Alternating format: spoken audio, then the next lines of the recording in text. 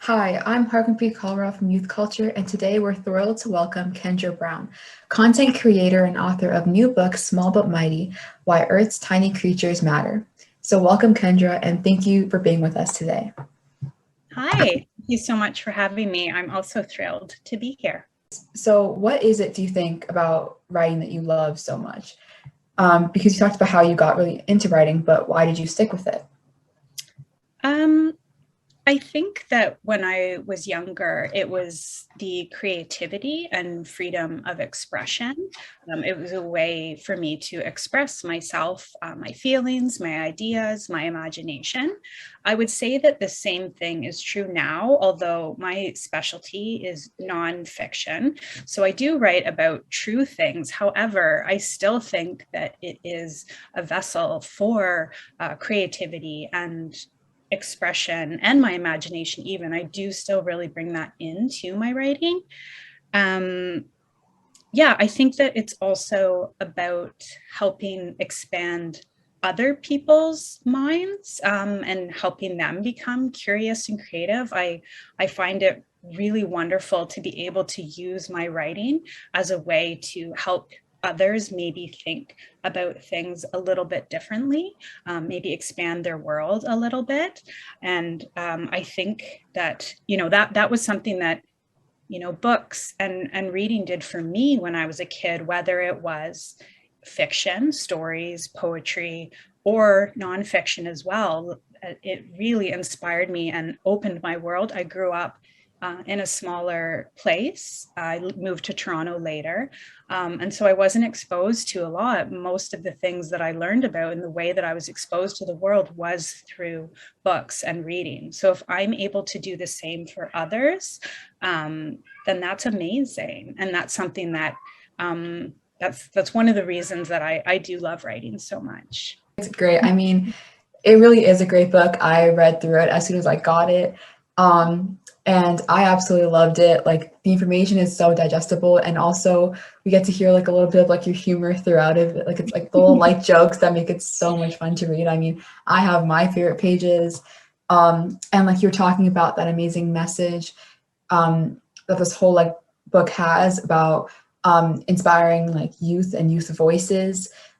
Because people kind of assume that only kind of fiction can have this like hidden message to it, but you can learn a lot about, animals, but you can also learn a lot about yourself at the same time. And this book really showcases that, especially like the first page where you kind of go on this, like, I don't want to say rant, but definitely a speech, the Queen Beatus little speech at the beginning, which I absolutely love. And the illustrations that were made by Katrina are also amazing. And really, like, they're fun, but they're also realistic. I don't want to spoil the book, even though it's a nonfiction book, but I don't want to spoil it. And it's great. I really did love it. Aw, thank you. I'm so glad. That makes me really happy. Thank you. And now I need to know, though, what's your favorite page? My favorite page? I do have one. I wasn't just saying it. I'm going to pull it up right now. Sorry. It is, wait, okay, found it. It's this one right here.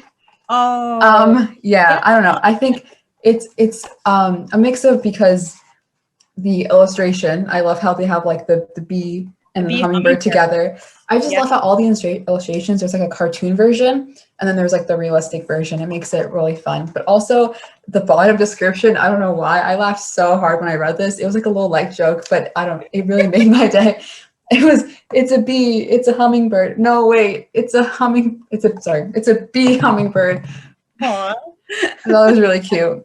And I just love how on every page there's also like, instead of just having like, oh, this is like the animal's like 5 centimeters big, like, no, it's a peanut size. It just makes the information a lot more digestible and easy to like kind of visualize, because not everyone, like, if someone were to tell me something that was like 4 centimeters, like, my brain just can't visualize that. I'm a pretty visual learner.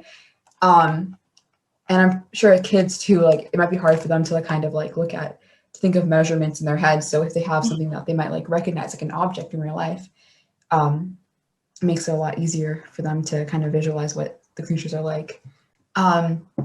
And you mentioned how like connections really helped you as a writer, but what else do you think it takes for a writer to be successful in this field? Right. So yes, connections, of course. But I think that it actually takes a lot of the same skills and qualities that many other jobs require.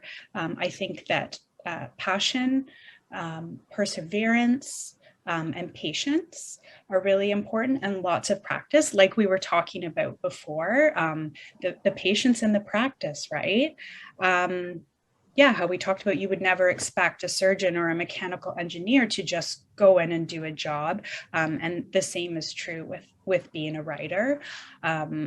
So, I mean, of course, creativity and, knowing proper grammar and all of that stuff. But I think on top of that is those extra things of, yeah, passion, perseverance, and patience. Thank you to all of our listeners for tuning in today. And this is Hargunpreet signing off for Youth Culture.